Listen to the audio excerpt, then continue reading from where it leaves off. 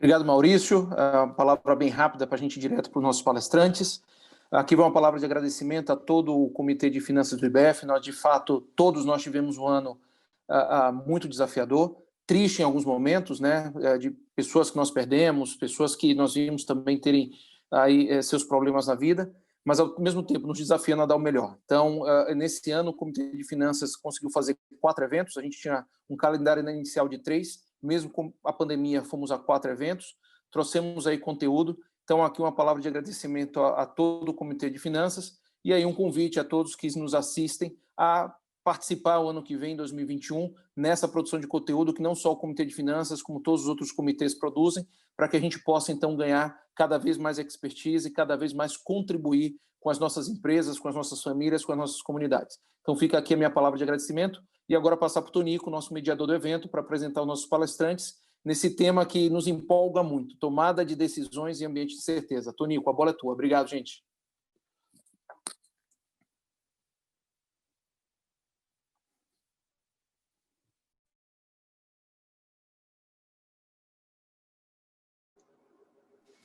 Oi, Tonico, o seu telefone, acho que o seu microfone não está aberto. Microfone. Vamos lá.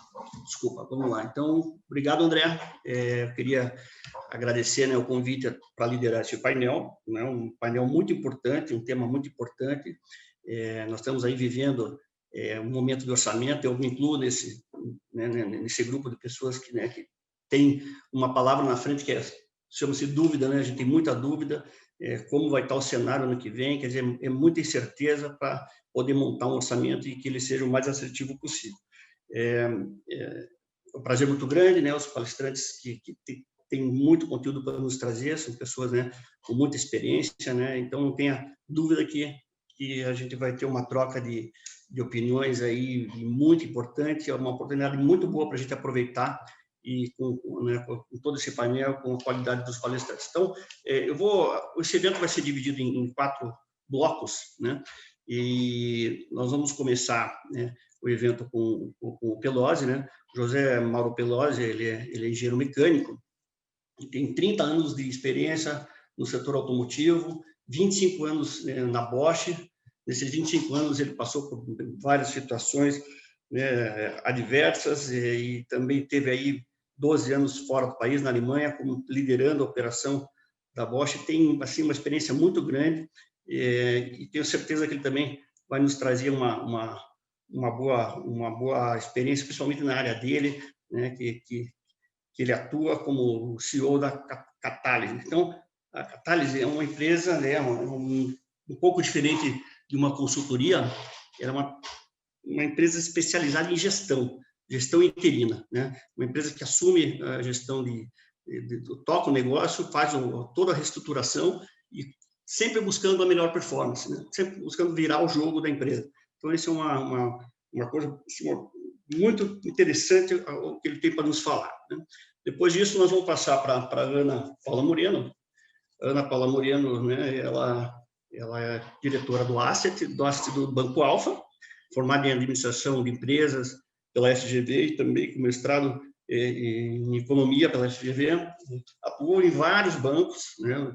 A carreira dela é brilhante, tem como gestora de moedas e de renda fixa no Santander, Safra, BBA, enfim, é uma pessoa que tem muito conhecimento e hoje está à frente aí da Asset, como diretora da Asset do Banco Alfa. Depois nós vamos ter uma dobradinha interessante da McKinsey, que temos duas pessoas que vão nos trazer também, com certeza, um conteúdo um pouco diferente da questão só de caixa, mas vamos buscar um pouco na estratégia. Então, tem 2 pessoas bem interessantes. Nós vamos trabalhar aqui, conversar com o Sérgio Canova, que é também engenheiro de telecomunicações, formado pelo IME, com MBA em Business, e atua em vários setores. Hoje ele é sócio-líder do escritório da McKinsey na região sul do Brasil, sul do Brasil inteiro. E também, junto com ele, né, nós vamos ter uma dinâmica com o Eduardo Navarro, que também é pós-graduado em finanças, trabalhou pela FGV, ele trabalhou em bancos, tem uma experiência muito grande na área financeira, que também vai nos trazer uma visão financeira do negócio. E a McKinsey tem difícil falar da McKinsey, né, porque a McKinsey ela tem uma atuação muito forte, ela atua em 66 países, tem mais de 19 mil colaboradores, uma empresa com 93 maiores grupos do mundo, já foi servido pelo serviço da Mackenzie. Então, temos aí um grande time que vai nos, com certeza, trazer uma experiência muito grande, e eu acho que vamos tentar explorar ao máximo a experiência deles para tentar clarear um pouco a nossa visão, né? Isso que é importante. Então, eu queria começar aí pelo Pelosi, né? Pelosi, fique à vontade, você tem aí 10 minutos para a gente poder escutar o que você tem a dizer para nós, tá? Eu acho que você já passou alguns desertos aí, já atravessou alguns desertos, e com certeza esse aprendizado vai ser muito importante para nós, tá bom? Obrigado, fique à vontade. Bom, boa noite, muito obrigado, Cavê, pela apresentação. Boa noite a todos. Eu vou fazer uma projeção aqui de alguns slides para poder direcionar a nossa discussão posterior. Então, é um prazer e uma honra muito grande ter recebido esse convite para compartilhar com todos vocês minhas experiências na gestão de negócios locais e globais em ambientes com condições bastante críticas. Nos próximos slides, eu vou tentar apresentar um novo modelo mental para a gestão estratégica e operacional de negócios, usado e aperfeiçoado em todas essas experiências que eu tive. O aprofundamento mais concreto, certamente, poderá ser feito na sessão de debates. Antes de começar, eu queria tranquilizar todos sobre a crise atual gerada pela pandemia do Covid. Apesar de ter características peculiares, ela não é a primeira e nem será a última que o mundo pós-moderno vai enfrentar. Quem não gosta de emoções fortes precisa rever suas pretensões profissionais e de vida. Sempre tem coisa mais fácil e mais calma para fazer nessa vida. Nós, todos, fomos habituados a considerar em nossos planejamentos cenários de mercado e econômicos do ambiente de negócios, as situações atual e futura que pretendíamos atingir, o grau de interdependência de recursos e agentes que influenciariam esses ambientes, e o alinhamento de percepções sobre o ambiente externo que definiam os objetivos a serem alcançados. Até o século passado, as organizações eram capazes de detalhar os planejamentos estratégicos em 3 ou até mesmo 5 anos, prevendo com certo grau de certeza as tendências e as mudanças que ocorreriam no ambiente de negócios, baseado num domínio determinístico das situações futuras desses negócios. A complexidade das inter-relações eram detalhadas de forma muito clara e, sobretudo, ali havia um excelente alinhamento de percepções e objetivos a serem alcançados. Nas últimas 2 décadas, estas condições vêm mudando de forma dramática. As mudanças são cada vez mais rápidas, gerando alto grau de volatilidade. A situação futura dos negócios está cada vez mais incerta. A complexidade das inter-relações de recursos e agentes influenciadores cresceu absurdamente. E as percepções de stakeholders passaram a ser ambíguas, demandando uma revisão dos objetivos a serem alcançados pelas empresas. Este é o ambiente de negócio pós-moderno, que não vamos conseguir reverter. Para sobreviver e prosperar nessas condições, as empresas e instituições precisam ser cada vez mais ágeis e resilientes. Eu imagino que todos vocês já tiveram contato com esse conceito de ambiente VUCA, que foi criado nos Estados Unidos na década de 90, pela Academia das Forças Armadas dos Estados Unidos, para enfrentar as incertezas que ocorriam naqueles cenários então enfrentados pelo país deles, mas que migrou rapidamente para o mundo de negócios, e as grandes corporações mundiais usam essa abordagem já há algum tempo. Como eu disse anteriormente, eu tive a oportunidade de atuar nesses últimos anos em processos de turnaround e melhoria de performance de negócios locais e globais, nos setores de autopeças e de bens de consumo. Em todos esses processos, o entendimento das empresas como um sistema de geração de valor que associa modelos de negócios aos seus respectivos sistemas operacionais foi decisivo para aumentar a agilidade e garantir a performance desejada, mesmo em ambientes voláteis, incertos, complexos e ambíguos.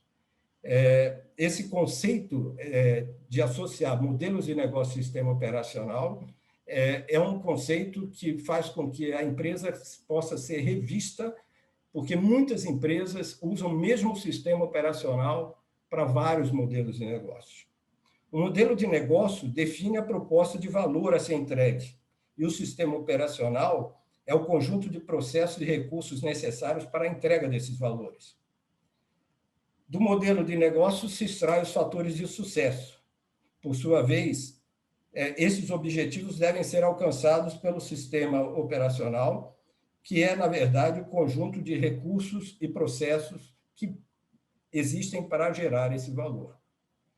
O contínuo monitoramento e adaptação dos modelos de negócios e seus respectivos alinhamentos com o sistema operacional garante a perenidade da competitividade do negócio, dando respostas rápidas e efetivas a mudanças no ambiente externo.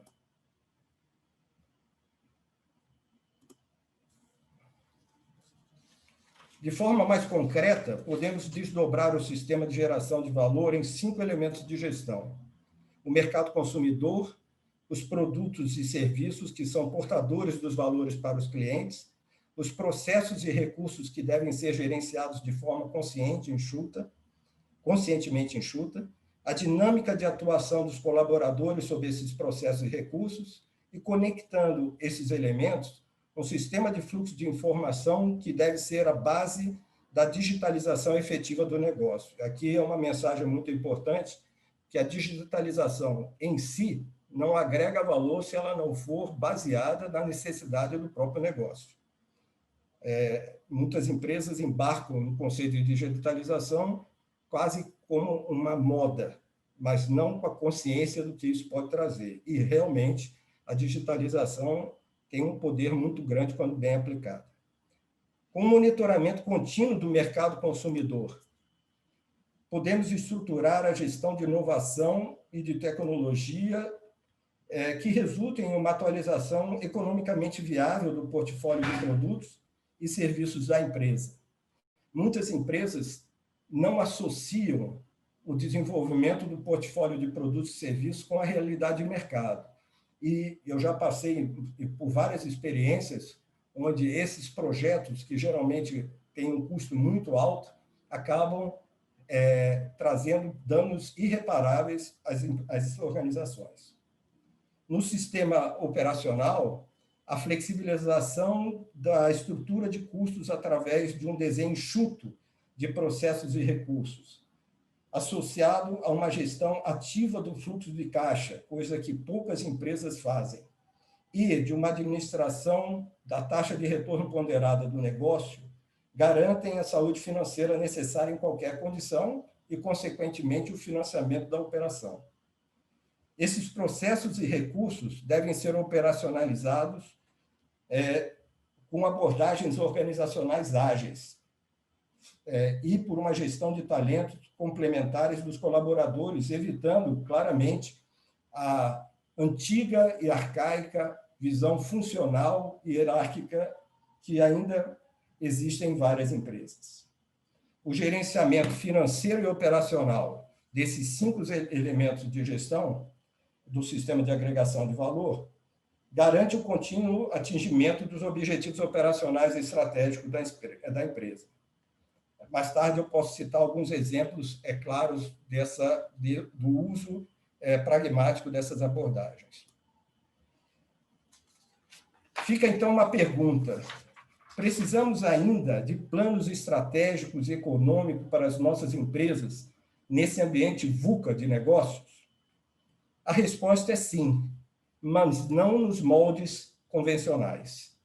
O plano de negócio deve ser orientativo e ser pautado em um sistema de gestão que garanta a agilidade necessária para que o negócio atinja a performance desejada.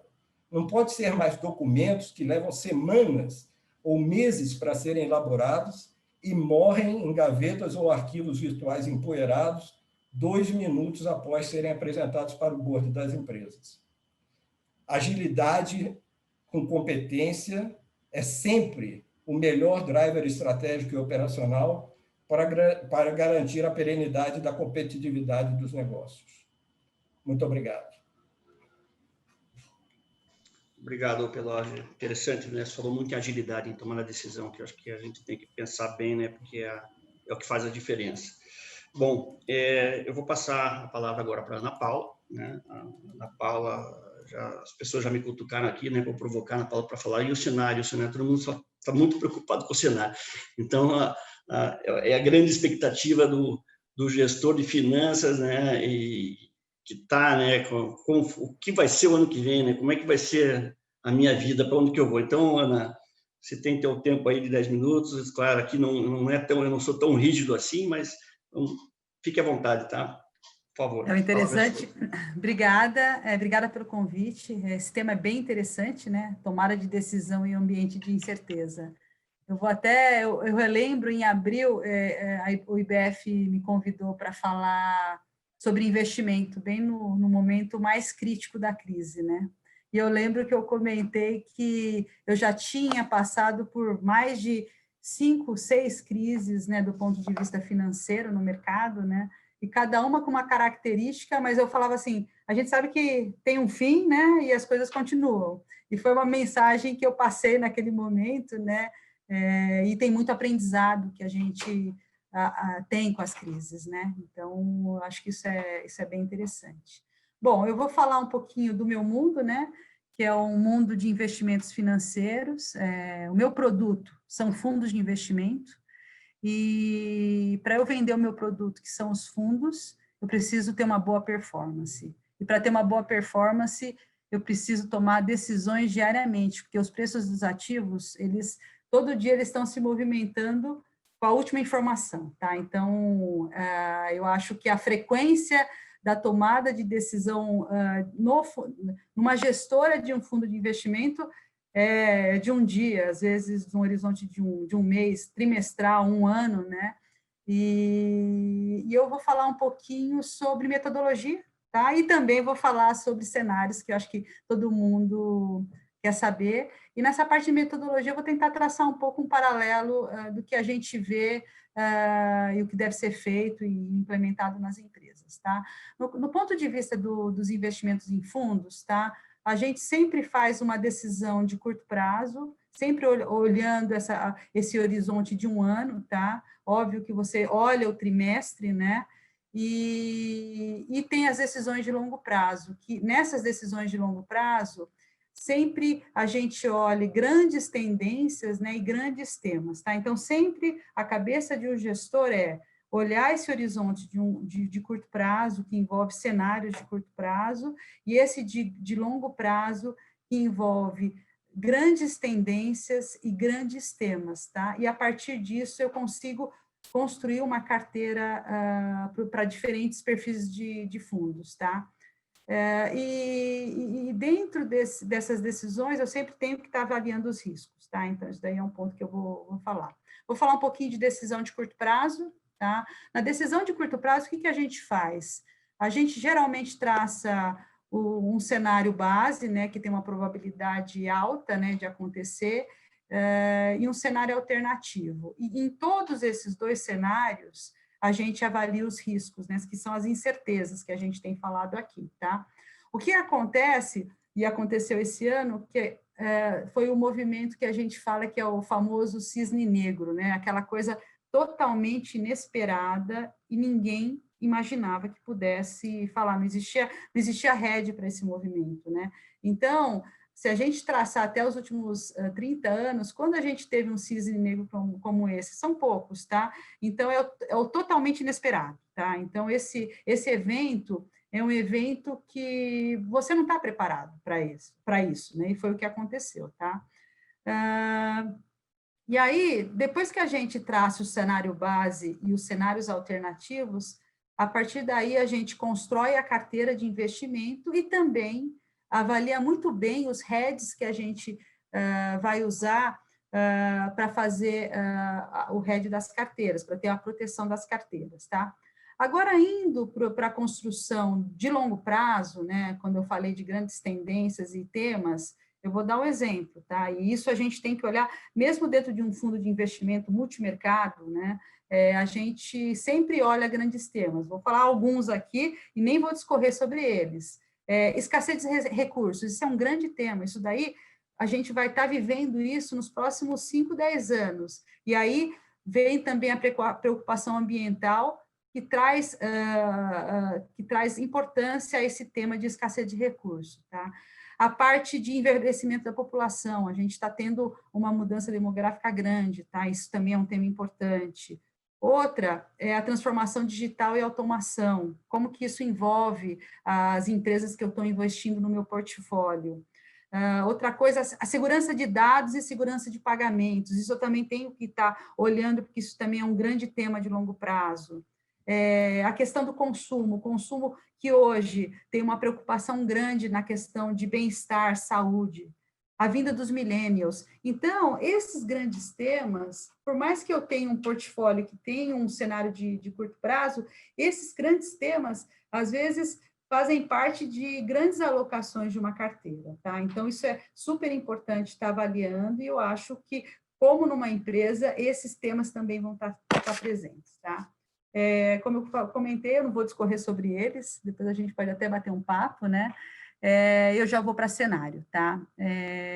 Vou falar um pouquinho do ano de 2021. Puxa, a gente está acabando o ano de 2020, né? Com o cisne negro que passou, né? E a incerteza de 2021 lá fora vai ser menor, tá? Por mais que a gente viva uma segunda onda, e a gente está vivendo uma segunda onda em alguns países, a gente já está preparado, a gente já sabe como reagir, a vacina está chegando, então, a capacidade de reação é muito maior. Então, como que primeiro a gente sai do cenário externo antes de vir para o Brasil, tá? A gente aqui, eu estou trabalhando com um cenário externo bastante favorável para ativo de risco, tá? A gente vê a liquidez é bastante abundante lá fora, os bancos centrais, eles vão manter esses juros ainda muito baixo ao longo do próximo ano, os bancos centrais, eles ampliaram o balanço e eles vão permanecer com esses balanços grandes, tá? Eles estão comprando ativos para dar liquidez para o sistema, tá? O risco de guerra comercial diminuiu muito, que foi o risco que a gente viveu desde a eleição do Trump. Então, a gente teve nos últimos 4 anos esse movimento de protecionismo, antiglobalização que a gente viu entre Trump com China, né? A imposição de barreiras comerciais, não que isso vai acabar, mas vai diminuir muito, tá? O tom vai diminuir, você vai ter um pouco mais de abertura, e a questão é que o fato da China estar crescendo muito, e o fato da China ela ter uma vantagem tecnológica grande, essa guerra fria tecnológica, ela vai existir aí. Só que como o Trump saiu, esse risco é um pouco menor, tá? Então, isso daí, ele é diluído no tempo, tá? Então, como eu coloquei aqui, a gente vai ter juros baixos, os balanços dos bancos centrais bastante elevados, tá? E até tivemos uma notícia bastante positiva ontem, a ex-presidente do Banco Central americano, Janet Yellen, ela vai ser a nova secretária do Tesouro americano, tá? Ela é keynesiana, ou seja, a gente vai continuar tendo bastante expansão fiscal nos Estados Unidos, tá? Então, deste lado, a gente entra com um lado bastante positivo, tá? Riscos para esse cenário lá fora. Em 2013, a gente viu isso, tá? Janet Yellen também já era presidente do Banco Central americano, né? O que aconteceu lá? Qualquer mudança de composição de um balanço de Banco Central, seja por ele, mudança de passo de compra de ativos ou composição, isso afeta a curva longa, tá? A taxa de juros longa do mercado, tá? Isso aconteceu em 2013, o fenômeno chamou taper tantrum, tá? Porque hoje eles começaram a fazer uma dosagem e naquele momento o mercado não estava preparado, as curvas de juros no mundo abriram rápida, isso é um risco, tá? Então, qualquer comunicação que sinalize uma mudança de composição do balanço do Fed, ou uma mudança de passo de compra de ativos, isso pode trazer bastante volatilidade para os mercados, tá? Eu não acredito nisso ano que vem, tá? Mas é um risco que a gente tem que estar levando em consideração. Outro risco é aparecer inflação. Assim, a gente sempre vai ter que estar atento a isso, tá? Ainda o cenário é bastante benigno, porque você tem bastante capacidade ociosa, mas a gente tem que estar atento à questão da escassez, né? Às vezes o preço da commodity está subindo porque você tem uma escassez até por uma questão ambiental, né? Então, inflação, esse é um risco, porque a inflação, a hora que o juros real no mundo está negativo, né? E se você tiver inflação, os bancos centrais eles vão ter que ser rápidos para darem essa resposta, tá? Isso é o risco que a gente tem que estar sempre atento, tá? Também acho que esse risco é baixo. Do ponto de vista geopolítico, isso está contido por hora, porque o Trump não foi reeleito. Agora, vindo para o Brasil, né? Então, assim, o Brasil, ele está, de alguma forma, ele vai ser beneficiado por esse cenário um pouco melhor para o ano que vem, esse cenário externo, tá? Que foi muito difícil esse ano e foi muito difícil nos últimos 5 anos, tá? Então, o cenário lá externo, o que eu vejo? Eu vejo o mundo com dólar mais fraco, tá? A gente vai ver um euro um pouco mais comprador ao longo do ano que vem, possivelmente a gente vai ver esse euro até próximo de 1,25, tá? Isso, a gente teve um movimento de dólar forte no mundo desde 2013, tá? Então, o que eu vejo é uma janela um pouquinho mais positiva para emergentes, que é bom, acaba sendo e acaba ajudando o Brasil. Agora, especificamente para o Brasil, a grande incerteza é o risco fiscal, né? A gente teve uma grande elevação de dívida pública, né? A nossa relação dívida-PIB vai fechar próxima de 100% do PIB aí esse ano, e a grande questão que se coloca é se vai ter um rompimento do teto de gasto. Essa é a grande incerteza, né? As curvas de juros aqui no Brasil, o prêmio que é pedido pelo mercado para comprar um título público longo é muito elevado. Você tem aí uma Selic de 2%, mas a hora que você vê uma estrutura a termo de juros para daqui 5 anos, a gente está falando de juros de 8%, 9%, é muito alto, né? Então, é aquela incerteza se a trajetória da dívida para por aqui vai começar a cair ou ela continua. E a questão vem o cumprimento do teto de gasto, tá? Bom, essa incerteza vai ter que ser resolvida logo, porque o orçamento tem que ser aprovado. O orçamento, a gente tem que entrar discutindo o orçamento agora em dezembro, janeiro, e a gente tem que aprovar. E possivelmente a gente vai aprovar a PEC emergencial, que vai acionar vários gatilhos para não romper esse teto de gasto. Quando isso acontecer, o mercado vai dar uma acalmada, tá? O que a gente está vendo esse final de ano é uma grande valorização da Bolsa aqui no Brasil, né? Você tem esse prêmio de risco de juros elevado, mas a Bolsa de Valores nossa, ela tem valorizado bastante, né? A Bolsa saiu de um mês para cá de 100 mil, hoje já está quase próximo de 110 mil. Com esses juros muito baixos aqui no Brasil, o que a gente vê? A gente vê um apetite a risco para comprar a Bolsa Brasileira. A gente acha que o movimento de IPOs vai ser bastante grande o ano que vem, e de follow-ons de empresa, tá? E a questão também que se coloca a gente está falando aqui até de curto prazo, não romper o teto de gasto, dar uma acalmada, né? E o que vai acontecer com isso passando esse orçamento e esse teto de gasto ficar claro que ele não vai ser rompido, o real também vai se valorizar. Possivelmente a gente vai ver o real indo para 5, podemos até ver o 4,80 rapidinho, né? E volta aí para os 5, tá? Mas a gente vê esse ambiente de dólar mais fraco, se a gente conseguir avançar no orçamento e cumprir esse teto de gasto, o real possivelmente vai para 5, tá? E com isso, essa expectativa de inflação, que também está bastante elevada, ela também volta, tá? Então, o que a gente está trabalhando? A gente está trabalhando com uma inflação para o ano que vem ao redor de 3,70, tá? Muito próximo da meta do Banco Central. O que a gente vê, o PIB também, a gente está trabalhando com o PIB ao redor de 3,20, tá? Para o ano que vem. E a gente trabalha com o cenário que o orçamento vai implementar, sim, a gente vai cumprir o teto de gastos. E as grandes reformas, né? Essas grandes reformas que todo mundo está falando. Eu acho que alguma coisa de reforma tributária, após a eleição da presidência da Câmara e do Senado, possa andar, tá? Mas talvez seja a primeira fase da reforma tributária. A gente não vai ver avanço neste governo de uma mudança geral do sistema tributário brasileiro, mas alguma coisa vai avançar, tá? Alguma coisa de reforma administrativa para os servidores entrantes também a gente deve olhar, ver, tá? Mas também não muito mais que isso, tá?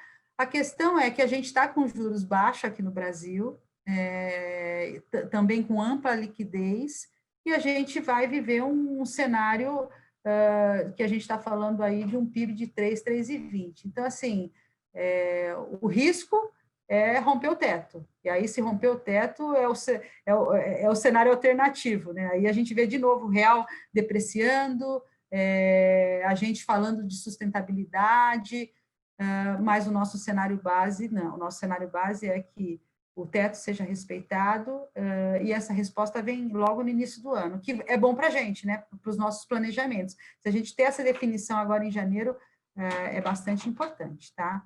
Bom, do meu lado é isso. Obrigada. Obrigado, Ana. Muito boa a sua fala, eu acho que atendeu bastante a expectativa, o pessoal estava bastante ansioso em saber qual que é a leitura que você está fazendo para o cenário.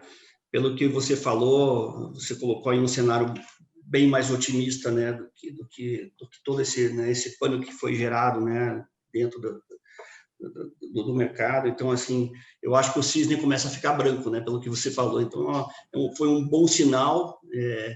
Então, a gente, eu acho que foi muito valioso aí o teu comentário. Muito obrigado. Eu vou passar agora a palavra para o Sérgio Canova e para o Eduardo Navarro, né, que agora vem o nosso pessoal da Mackenzie. A Mackenzie eles têm, assim, sempre tem a característica deles esse modelo de inovação, como se reinventar no momento de crise. Então, assim, nesse cenário duvidoso, tudo que aconteceu, um ano, né, que vem pela frente, que a gente está ainda pisando num terreno não muito firme, o que eles podem, assim, nos ajudar e dizer para a gente na estratégia que eles estão passando para os clientes dele. Fique à vontade aí, vocês têm 20 minutos aí, Sérgio, então, Eduardo, vocês têm 20 minutos aí, o tempo nosso está tranquilo, tá? Então, nós estamos bem dentro do tempo, ok? Ótimo. Ótimo, obrigado, muito obrigado, Luiz. E, bom, obrigado ao pessoal do IBEF pelo convite, obrigado aos participantes aí por dedicarem o fim do dia a nos ouvir aqui e debater com a gente. Então, acho que para começar, né, como o Pelosi falou no início, né, essa não é a primeira crise, não é a última crise, né, mas ela tem algumas diferenças com relação às outras, né? Então, acho que a primeira diferença com relação às crises que provavelmente todos nós que estamos aqui viveram é que ela é ao mesmo tempo uma crise econômica e uma crise humanitária, né? Acho que a gente já passou por os dois tipos separadamente, mas no passado recente não tem nenhuma delas que tinha as duas coisas juntas, né? E aí essa combinação torna, né, esse cenário tão grave, ou o cisne negro, como a Ana Paula falou, né? Então, isso amplifica muito o grau de incerteza, né, e torna muito mais difícil o trabalho de planejamento de curto prazo e de longo prazo de todos nós, né? Acho que uma outra característica aqui é o tema ela está acontecendo num momento onde existia uma tendência muito forte de digitalização, ruptura digital, e ela acelerou fortemente essa tendência que já era muito forte, né? Então, o digital era um tema de agenda de todo mundo, e posso que todos vocês estavam aí tomando decisões de investimentos em digital, e todas as empresas, né, avançando com essa agenda, né? Isso pulou na agenda de todos para uma prioridade ainda maior, né? E tem uma série de consequências da forma como se planeja, né, o futuro de curto prazo e de longo prazo, né? E uma outra coisa que a gente tem observado trabalhando aí com clientes em diversos setores é que muitos dos setores vinham em ciclos já relativamente longos de ganhos de eficiência marginais, né? Já implementação de iniciativas que davam ganho de eficiência ano a ano, né? E a realidade é que o espaço que existe nesse momento para, digamos, quick wins de ganho de eficiência é muito pequeno, né? Então, toda essa questão, né, o aperto de caixa da crise e tudo mais, ninguém tem alavancas fáceis para resolver esse problema nesse momento, tá? O que torna aqui todo o tema da gestão da crise mais desafiador para muitos de nós aqui. Vamos seguir na próxima, por favor. Então, vocês já devem ter ouvido, né, de várias pessoas, né? A crise acelerou uma série de tendências que estavam aí, algumas delas de forma brutal, tá? Algumas poucas tendências talvez foram desaceleradas, né? E algumas coisas a gente tem dúvida, tá? Eu vou passar rapidamente aqui, mas o tema de digitalização foi super acelerado, tá? Todo o mercado de entregas, telemedicina, né? A questão o que a gente chama de contratos sociais, né? Como as pessoas aceitam ou não aceitam a imposição de regras e regulamentações do governo, né? Vocês devem ter observado, né, uma atuação muito mais forte dos governos em regulação, em imposição de coisas, né, por advento da pandemia, né? E as pessoas, de uma certa forma, aceitaram isso de uma forma melhor, mesmo em lugares mais liberais, pelo fato de estarmos vivendo um momento completamente atípico. Outro tema ligado ao digital, todo o tema de ataques cibernéticos, se escuta cada vez mais, e a notícia ruim é que só vai piorar, tá? Então, vocês que estão pensando aí em onde investir e tudo mais, segurança cibernética é um tema super importante, tá? Todo o tema de futuro do trabalho, se falava futuro de trabalho, home office, existiam coisas marginais, pilotos, um aqui, um ali, né? Em 1 ou 2 semanas, as empresas passaram a atuar quase 100% em home office, pelo menos as áreas administrativas. Isso era impensável, né, algum tempo atrás, né? Né, todo mundo hesitava muito em fazer isso e de uma hora para outra aconteceu, né? E todo mundo se virou, né? Pelo menos todos os clientes com quem eu trabalho deram um jeito de fazer e fizeram, tá? A questão que a gente chama do C2B, né, é o consumidor mais exigente, que escolhe de uma forma muito mais seletiva de quem ele compra. A criação dos ecossistemas, que é um fenômeno gigantesco na China e que vai chegar aqui no Brasil, né? E toda essa questão, né, que está ligado com o C2B, né, de propósito, né, as empresas tendo que comunicar o seu propósito. Então, não é só um bom marketing, não é só um bom produto, mas qual é a minha missão como empresa, né? E aí como que isso sensibiliza os consumidores para comprarem aquilo que eu vendo ou ofereço, né? Do outro lado, a gente tem algumas coisas temporárias também, que a Cris trouxe, né? Muita gente se estocou de mercadorias, educação em casa.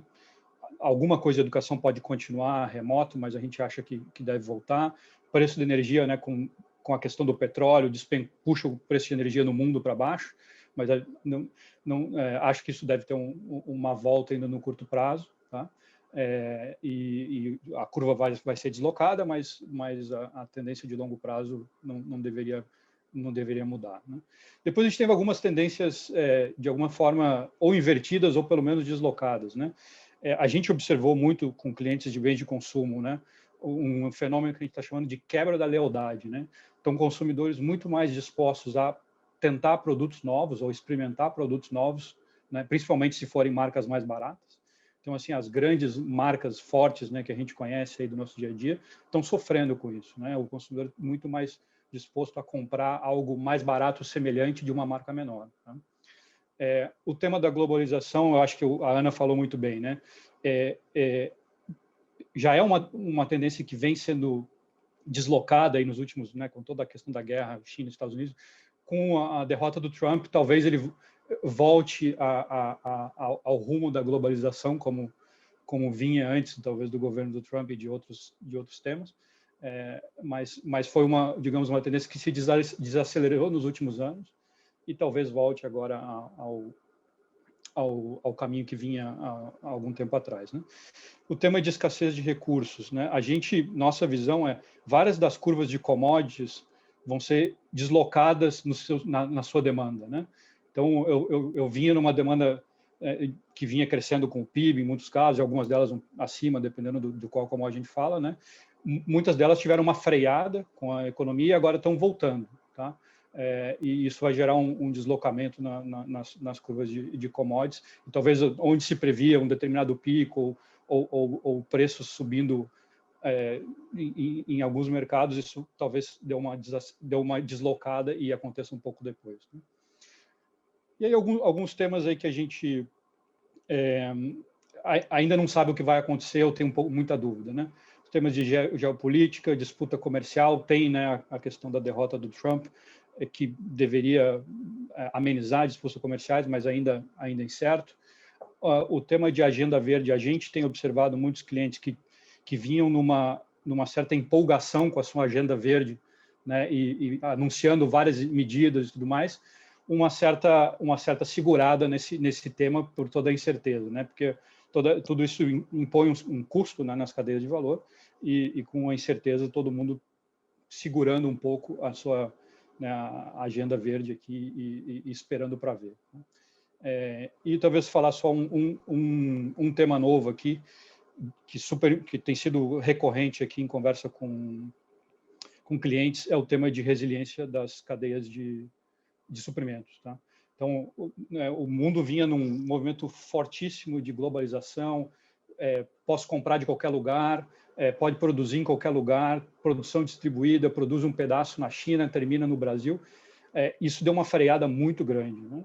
O susto que foi gerado com a pandemia está fazendo muita gente repensar suas cadeias, tornar suas cadeias muito mais locais ou criar opções na cadeia, né? Inclusive, e talvez alguns de vocês estejam vivendo isso, né? Muita gente está vivendo falta de matéria-prima para produzir, né? E que está gerando um pouco dessa inflação de curto prazo, ou rumores de inflação de curto prazo que a gente está vendo. Mas a gente acha que o movimento um pouco mais de médio prazo e longo prazo vai ser uma localização forte de cadeias de suprimentos e criação de opções nas cadeias de suprimentos para absorver movimentos futuros, né? A gente espera que não tenha um movimento futuro como esse, mas eu acho que essa crise lembrou todo mundo que crises podem acontecer e podem ter impactos muito fortes, né? Vamos seguir na próxima, por favor. Aqui a gente faz periodicamente um survey com executivos de finanças, né? E aqui a gente resumiu um pouco do que a gente ouviu na última versão do survey que a gente rodou, né? Então, alguns highlights, né? Então, 40% dos CFOs, né, relatam interrupções de fluxo de caixa que foram geradas pelo Covid, né, pela pandemia, tá? E, obviamente, consequências para o negócio. 33% deles relatam disrupções de cadeia de suprimentos. Eu, sinceramente, acho que esse número está aumentando, tá? Pelo menos, empiricamente, nas minhas conversas com clientes, eu escuto cada vez mais clientes falando que estão com problemas de fornecimento e de matéria-prima, né? E mais de 90% dos CFOs comentando sobre mudança do modelo de go-to-market, né? Qualquer um que tem modelo de vendas presenciais teve que fazer mudança no seu modelo, né? Não tem, eu acho que nos primeiros 2, 3 meses da pandemia, ninguém conseguiu manter forças de vendas presenciais e teve que se reinventar de alguma forma e continuar vendendo, né? Mas de outro jeito, né? E aí, esses são os temas mais de curto prazo. Alguns temas mais de médio prazo, né? Os CFOs falam, né, mais de 70% deles falam que pretendem manter alguma parte da sua força de trabalho trabalhando de forma remota ou híbrida, né? Com algum tipo de atuação remota. Aceleração de soluções digitais, como a gente falou no início, né? Mais de 2 vezes versus o que vinha antes. E isso aqui, sinceramente, não tem volta, tá? Então, só vai continuar avançando, tá? E o tema da importância de cadeia de suprimentos que a gente falou, né? Resiliência da cadeia de suprimentos, localização, criar alternativas na cadeia de suprimentos. Vamos seguir na próxima, por favor. Então, o que a gente, né, além daqueles 6 temas, o que mais que a gente está ouvindo aqui, né, dos executivos, né, nesses últimos surveys que a gente fez, né?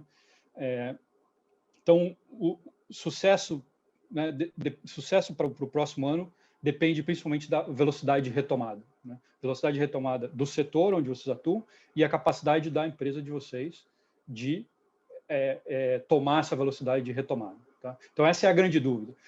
Como a Ana falou, e a gente também não tem nenhuma dúvida que teremos uma vacina, que seremos capazes de controlar a pandemia. A dúvida que existe é qual é a velocidade com que isso vai acontecer. Tá? E esse é o grande ponto de incerteza para todos nós. Né? Muitas das empresas, né, que estão, digamos, se saindo melhor nesse momento, estão adotando abordagens de planejamento muito mais granulares que se fazia antes, com um número de cenários muito maior. Né? Então, né, o nosso, digamos, o planejamento plain vanilla de ano passado mais X ou Y, 3 cenários, base, pessimista, otimista, esse não funciona. Tá? Para o próximo ano e, digamos, o próximo ciclo de planejamento, eu preciso de muito mais granularidade de cenários. E eu acho que uma outra coisa importante, um conceito também para vocês guardarem, não é sobre acertar. Tá? O negócio aqui não é eu querer acertar o cenário. Tá? É eu estar preparado para os vários potenciais cenários que podem acontecer. Com o nível de incerteza que tem hoje, não tem como acertar. Tá? E quem tiver a aspiração de acertar vai gastar muito tempo e vai errar. Então, o negócio é aumenta a amplitude e se prepara para os diversos outcomes que podem acontecer. Isso significa, como a gente falou, né, jogar fora o manual tradicional de fazer planejamento, tá? No sentido de criar mais cenários e no sentido de ser mais flexível. Né? Para o ano que vem não existe aquela de eu fiz o orçamento, eu tenho que colocar esse tanto de recurso aqui. A única certeza que vocês podem ter é que o orçamento que vocês estão fazendo agora dificilmente vai ser cumprido à risca como ele está sendo desenhado. Tá? Não vai ser. E outra coisa que eu diria, não vai ser para o bem de vocês. Vocês vão ter que mudar ao longo do caminho. Tá? O outro ponto, 2021 vai ser, né, os setores foram impactados de maneira muito diferente. Né?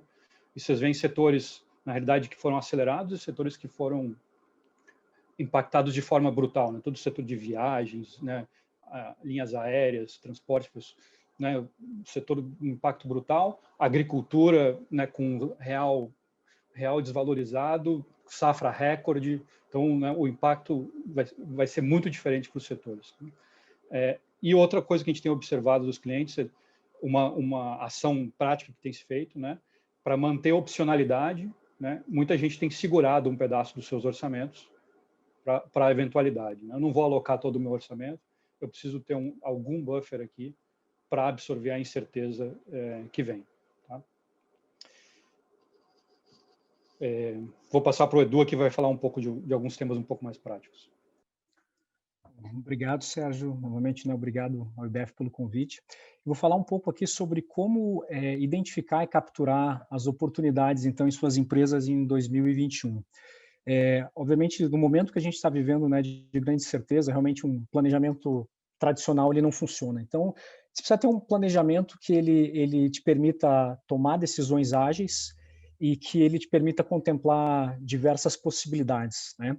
E para isso aqui a gente, na verdade, tem uma receita, vamos dizer assim, que são 5 passos que funcionam muito bem em momentos desse de grande volatilidade, onde você ainda tem cenários futuros que vão ser desdobrados.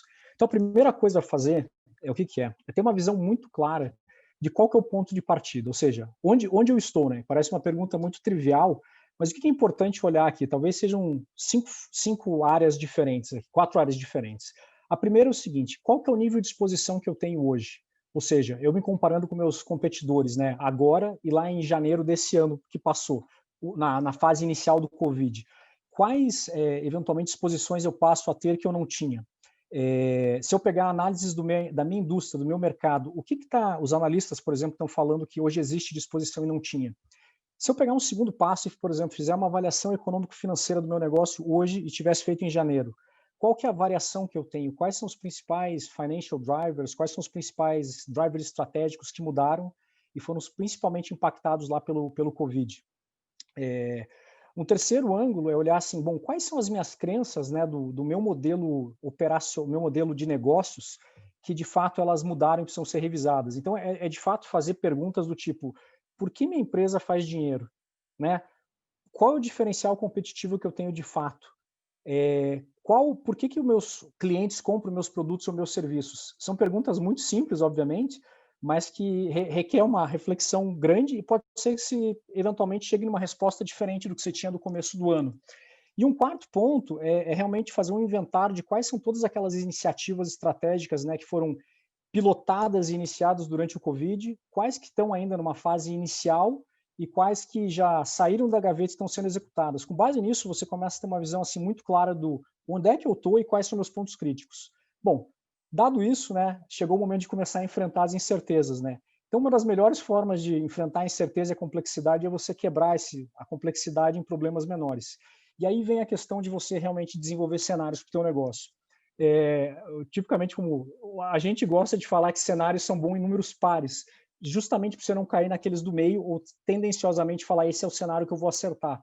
A ideia aqui são criar cenários que você possa entender quais visões de mundo eventualmente podem se cristalizar, independente de quanto elas sejam. Vamos assumir que sejam 4 aqui, por exemplo. Né? Uma forma que tipicamente funciona é, bom, eu vou começar um cenário pegando primeiro pelo qual que é a expectativa macro. Dessa expectativa macro, quais são tendências antigas que eventualmente podem vir se cristalizar, vão acelerar ou eventualmente vão diminuir? Quais são novas tendências? Inclusive, quais são combinações de tendências novas com antigas? Isso é uma colisão, né? E às vezes tem um impacto maior numa indústria. E eu vou pegar e considerar também quais são eventos críticos que podem acontecer. Eventualmente, se acontecer um cenário A determinado, pode ser que eu tenha competidores que vão sair do mercado. Ou, eventualmente, pode ter uma intervenção do governo para ajuda em um determinado setor. Então, quando eu combino todos esses elementos, eu começo a ter cenários. E aí, como eu já tenho um ponto de partida, a ideia é eu começar a modelar, né, qual que seria os potenciais resultados do meu negócio em cada um desses cenários. Obviamente, considerando também qualquer restrição que tenha de capital. Eventualmente, mesmo num cenário que seja extremamente positivo para o ano que vem, pode ser que, se você tem uma restrição de capital, você não vai conseguir capturar essas oportunidades na sua plenitude. Pode ser que se de repente, na verdade, acontecer um pouco por uma daquelas situações que não necessariamente é um cisne negro, mas não é um cenário tão bom, talvez isso te coloca num modo de sobrevivência. O importante aqui é contemplar alguns cenários, conseguir articulá-los e conseguir modelar como que o teu negócio se comportaria em cada um deles, obviamente até fazendo um stress test. Bom, passando o primeiro e o segundo ponto, você vai chegar num momento que é importante ter uma visão muito clara de qual que é a espinha dorsal da tua estratégia. Ou seja, independente de qual cenário venha a se cristalizar, qual que é a minha verdade na minha estratégia, né? Para que lado que eu vou, independente do que aconteça, né? Por exemplo, uma verdade pode ser, bom, eu quero me tornar, eu tenho a aspiração de me tornar um líder numa determinada indústria, numa determinada geografia, pode ser o caso. Ou, por exemplo, chega o caso do Bill Gates, lá em 1980, ele tinha uma convicção, uma postura estratégica que a parte de PCs de uso tanto em casa quanto para empresas, com maior resolução gráfica e mais facilmente de ser manuseados, ia ser um horizonte. E com isso ele foi e focou. Então, isso é muito importante ter esses temas que você tem convicção estratégica, porque antes deles é necessário ter esse frame para daí tomar uma decisão sobre quais movimentos vão te levar para um novo patamar. Bom, dito isso, você vai entrar num quarto estágio, que é o seguinte: eu vou começar a fazer movimentos estratégicos para cada um desses cenários que pode vir a se cristalizar. E esses movimentos estratégicos aqui, eles podem ser a entrada no novo mercado, pode ser um modelo de go-to-market totalmente diferente, pode ser uma aquisição ou um desinvestimento do negócio, transformação da tua indústria ou do digital. Aqui, o segredo, talvez, desse ponto é pensar o seguinte: como que eu crio como fosse um portfólio de movimentos que vão me permitir atingir um patamar de performance, um patamar muito maior que eu estou hoje, mesmo que um desses movimentos não dê certo. É mais ou menos como você está atravessando com uma série de barcos, né, uma frota para conquistar uma nova terra, e algum deles são afundados, entende? Você não tem que ter todos passando lá, mas você tem que ser vitorioso na maioria.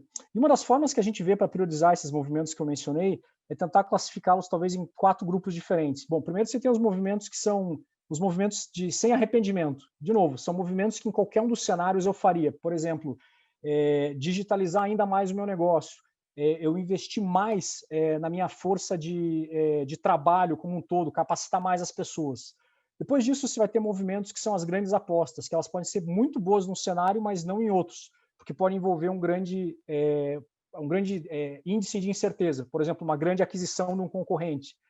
Aí você tem um terceiro tipo de movimento, que é o que a gente chama de opções reais, ou seja, você está comprando uma opção para você exercer, não financeira, mas opções de negócio. Então, ao invés de você adquirir um grande concorrente, uma grande empresa, você vai lá e adquire uma porção minoritária de uma startup que tem um grande complemento com o teu negócio, e você fica com uma opção de aumentar a tua participação à medida que os cenários se desenvolvem e você tem mais clareza. E tem um quarto tipo de movimento, que é o que a gente chama de redes de segurança, que são literalmente para dar alguma proteção. E aí pode ser um hedge, pode ser eventualmente uma escolha de aumentar o meu estoque justamente para me proteger contra uma quebra de abastecimento, mesmo talvez tendo uma pequena penalização no meu capital de giro.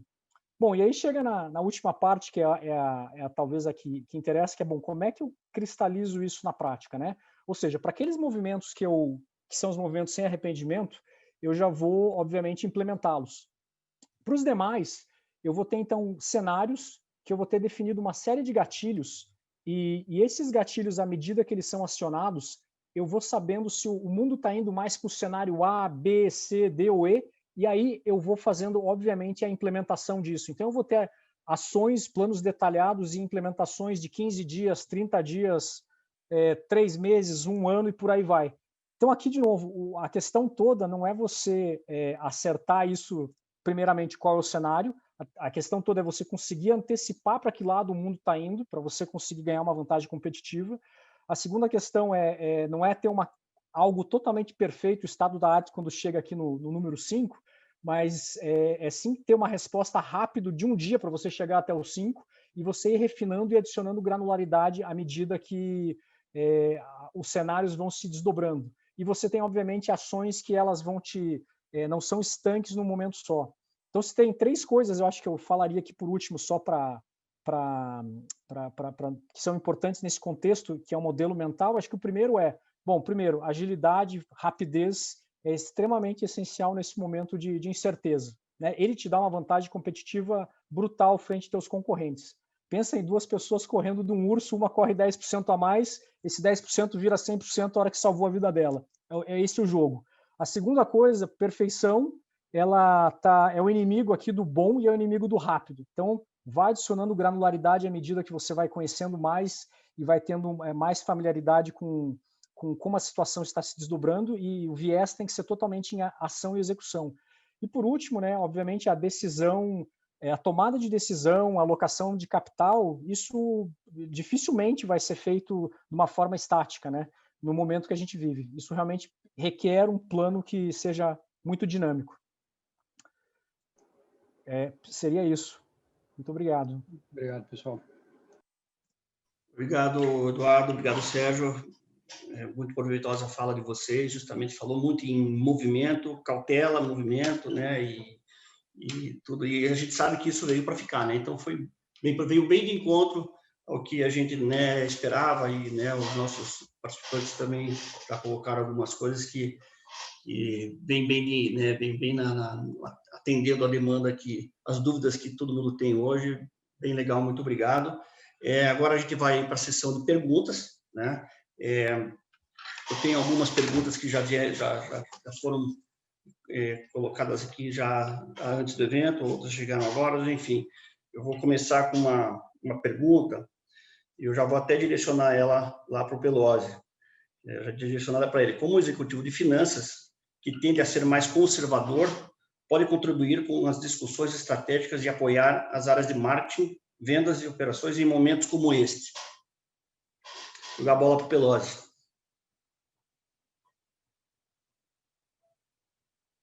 Tá aqui.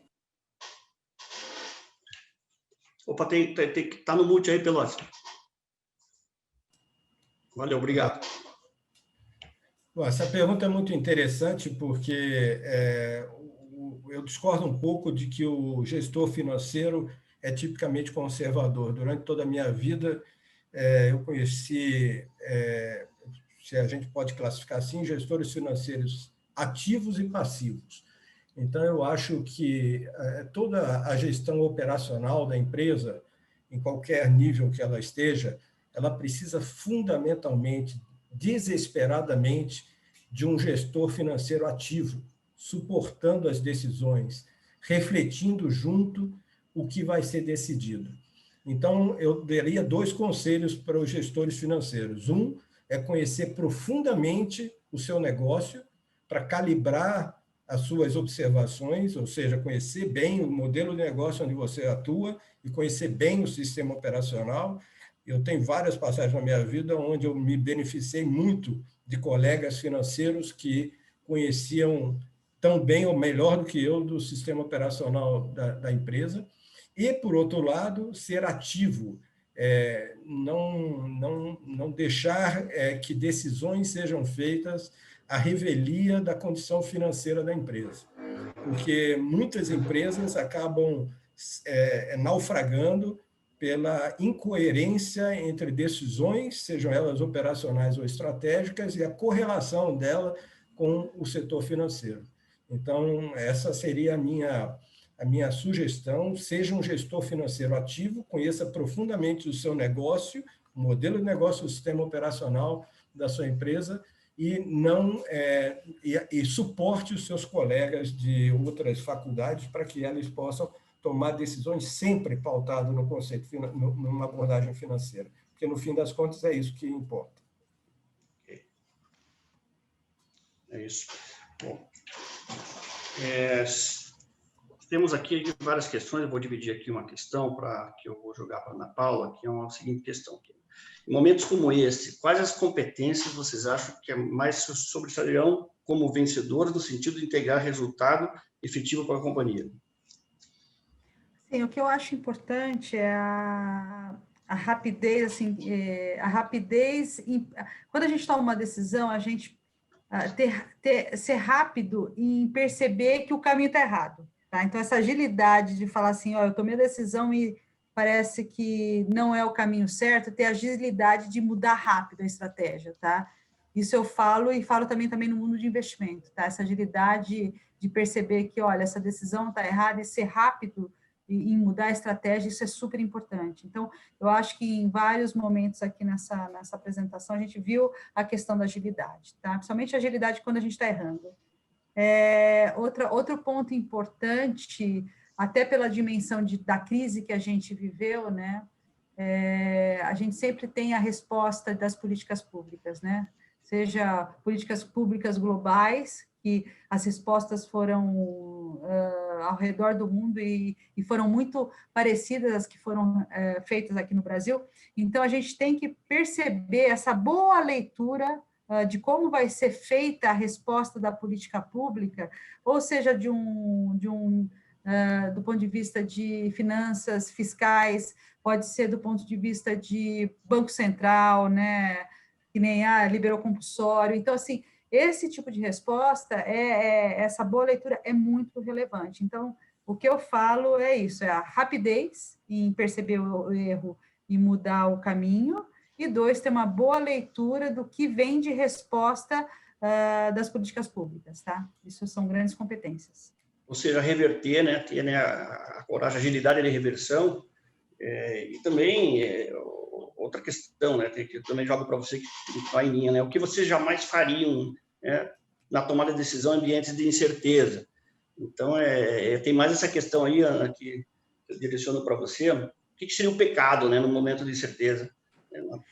Depende muito do momento que você está entrando na crise, né? Eu acho que a crise aqui no Brasil começou pós-carnaval, né? Quem percebeu isso na quarta-feira de cinza ainda deu tempo de se movimentar, né? Assim, quem traçou o paralelo e olhou Itália e falou assim, puxa vida, vai ser parecido no Brasil, teve tempo de reagir, teve um tempo aí de 2, 3 dias de fazer um hedge, ter algum tipo de proteção. Então, a percepção que, olha, a gente está no início de um problema muito sério, né? Então, isso tem que ser feito. Outra coisa é a hora que a gente já está na crise, né? A hora que você já está no meio da crise, aí tem que ter sangue frio e, de fato, tentar entender como os governos, do ponto de vista de uma crise, eles vão reagir, tá? Porque se você pegar em todas as crises, isso é um fator muito relevante. Qual que é a resposta pública, tá? Então, essa tolerância, essa paciência em esperar a hora que você já está no meio do problema, tá? O que você falou no começo, que a gente estava ensaiando a nossa fala, com relação a instrumentos derivativos. Tem até uma questão aí, nesse ponto que a gente comentou. Comprar um hedge, fazer um hedge depois que o problema já está, o bode já está na sala, como a gente diz. É difícil. É muito mais caro, né? Depois que o bode entrou na sala, é muito mais caro. Então, essa percepção, sair na frente, tá muito ligado na informação, muito antenado na informação, eu acho que faz a diferença, né? Porque a gente tem a fala de vocês diz tudo isso, né? Então, a questão do derivativo, assim, a gente aqui como instrumento financeiro, numa gestão de fundos, a gente usa. Vocês, do lado de vocês, na parte de empresas, assim, também é muito usado. O derivativo em si, um futuro, ele é muito importante para travar um preço. Então, como eu tracei aqui, o real deve ir para 5, possivelmente pode até bater 4,80, se a gente avançar no orçamento e defender o teto de gasto. Talvez naquele momento a gente, de fato, tenha que travar o dólar. Então, é um momento que você, por agilidade, tem que usar um derivativo, né? Com relação às opções, tem momentos que a gente vê uma calmaria, que o preço de uma opção, a volatilidade está mais baixa, o preço é muito barato e tem que usar. Então, essa questão do hedge tem que sempre ser avaliada em termos de preço. Quando a volatilidade está baixa, tem que usar. E do ponto de vista de travar um preço, principalmente num movimento de exagero, tem que usar o derivativo para travar. Ou um preço de uma commodities, ou o dólar mesmo, né? Então, assim, o derivativo tem que ser sempre usado, tá? Luiz, talvez... no chat aqui para o Eduardo. Né? Não sei se o Eduardo... Talvez, só para voltar um pouco na pergunta anterior, Luiz, falou do que não fazer, né? Eu acho que quando começou toda a questão da crise, né, a gente fez um estudo grande, baseado na última grande crise, né, lá do subprime dos Estados Unidos, né, e olhando as empresas que performaram melhor pós-crise, o que elas fizeram versus as outras, né. E aí tem uma série de coisas que elas fizeram, e aí tem uma das coisas que talvez eu daria como resposta para essa pergunta do que não fazer, que é matar a capacidade de renovação da empresa, né. Então, obviamente, no momento da crise, todo mundo começa a cortar os orçamentos, eu preciso conservar o caixa e tal, mas normalmente tem um conjunto de iniciativas que não é tão grande, que são, de alguma forma, o futuro da empresa, são as tuas grandes apostas para o futuro. Então, eu não posso matar a capacidade de inovação da empresa, porque eu vou sobreviver à crise, vou salvar o caixa, e depois disso, né, a minha capacidade de crescer e inovar acabou, porque eu matei esses projetos, né? Então, eu diria, numa visão um pouco mais de médio prazo, eu tenho que segurar o caixa, tenho que controlar, mas eu não posso matar a capacidade de inovação. Essa tem que ser conservada. Não dá para cortar músculo, né? É interessante essa observação, até porque as crises são cíclicas, né? Exato. Elas passam, né? Então, é isso que a gente sabe que vai passar, né? Então, é isso. Todas passam. Vamos lá. Então, eu tenho uma pergunta para o Eduardo aqui no chat. Não sei se o Eduardo localiza, mas eu posso ler aqui. Acabei de ver aqui. Talvez eu possa, depois tu complementa, Edu. Assim, a gente até por temas de confidencialidade, a gente nunca pode citar nomes de clientes nossos. Todos os nossos contratos têm acordo de confidencialidade, então a gente nunca fala nome de clientes. Uhum. Então, assim, eu não posso te dizer o nome de cliente, eu posso te dar um exemplo de um cliente recente, onde eu não vou dizer o nome, obviamente, né? Mas um trabalho recente que eu fiz, eu trabalho um pouco com o setor de agricultura, um cliente de cana-de-açúcar, né? E a gente aplicou exatamente essa metodologia que o Eduardo descreveu, né? É um cliente que a gente já serviu no passado, fazendo estratégia, digamos, da forma tradicional, né? Olhando longo prazo, macro tendências, né? As pessoas vão comer menos açúcar, né? Aquela história por outro lado, né? O etanol é energia limpa, então como é que essas coisas se comportam mais? Fizemos estratégia do jeito tradicional alguns anos atrás, quando veio agora a crise, fizemos a estratégia deles usando, né, essa metodologia que a gente descreveu, né, que aplica muito mais granularidade, ela é mais dinâmica, né, né, na minha visão, inclusive o feedback do cliente é que eles, né, agora já deve fazer uns 4 meses que a gente terminou esse trabalho, e tem ajudado muito eles principalmente essa questão dos triggers, né, de eu definir pontos onde eu vou acionando os meus cenários, né. Então, eu posso dizer, tudo bem, tem 4 meses que eles começaram a executar o que a gente desenhou, mas saíram da crise com tranquilidade, sem problemas de caixa, e estão numa trajetória bastante positiva.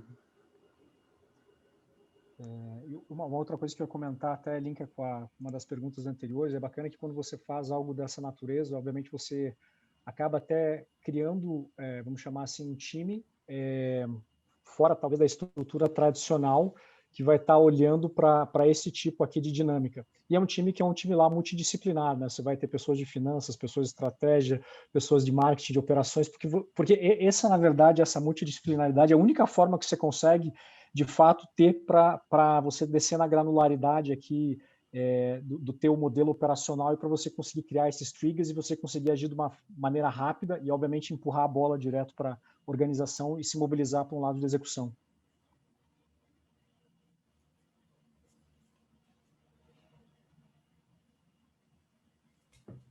Caveira, você está mudo. Tonico, o áudio está fechado. Ok, obrigado. Vamos lá. Eu vou ter que fazer agora o papel do policial ruim, né, devido ao tempo, né? A gente tem, por respeito a todos, cumprir o tempo. E agradecer, né, todos vocês, né, pela fala de todos. Veio bem de encontro à nossa expectativa. Então, agradeço a você, Sérgio, Eduardo, muito obrigado, né, ao Polazzi. Ana Paula, agradeço e, inclusive, né, faço aí mais uma referência ao Banco Alfa por ter nos cedido a Ana. O Alfa é um grande parceiro, sempre conosco, sempre apoiando o IBEF. E eu vou passar, né, a palavra ao Maurício para encerrar o evento, né, e que seja aí um final de ano e um ano com bastante esperança para nós, para a gente sair dessa. Muito obrigado, pessoal. Obrigada a vocês. Obrigada. Muito obrigado. Obrigado. Muito obrigado, Tonico, pela condução, pelo evento. Eu quero agradecer a todos vocês que participaram, nos acompanharam nesse último evento do ano do IBEF Paraná. Agradecer especialmente aos nossos palestrantes, o Sérgio Canova, o José Mauro Pelosi, a Ana Paula Moreno e o Eduardo Navarro. Também agradecer aqui especialmente o Luiz Antônio, o Tonico, pela moderação desse evento, e o André Leal como coordenador do Comitê de Finanças. E, claro, pela organização, a nossa querida Gilcimara, que está aqui conosco também. Nós queremos desejar a todos vocês um bom final de noite, que vocês tenham aí um final de ano muito bom, seguro, com cuidado. A segunda onda não está de brincadeira, vamos nos cuidar e cuidar dos outros também. Aqueles que não são nossos associados, a gente convida vocês a se associarem ao IBEF Paraná, busquem o nosso site, tem informações, você vai poder participar de uma grande comunidade, uma grande equipe de profissionais que compartilham, trocam boas práticas e têm o prazer no seu desenvolvimento e crescimento. Uma certeza que a gente pode ter é que essa crise, de fato, está deixando aí muita gente com menos cabelos, eu dentre eles, mas é verdade que a gente também aprendeu muita coisa e a gente sai mais preparado, mais forte para outras crises também. Então, uma boa noite para vocês e um bom Natal e nos vemos em 2021. Obrigado. Obrigado. Boa noite. Obrigado a todos. Boa noite. Obrigado. Um abraço, forte abraço a todos. Obrigado, boa noite a todos. Boa noite a todos.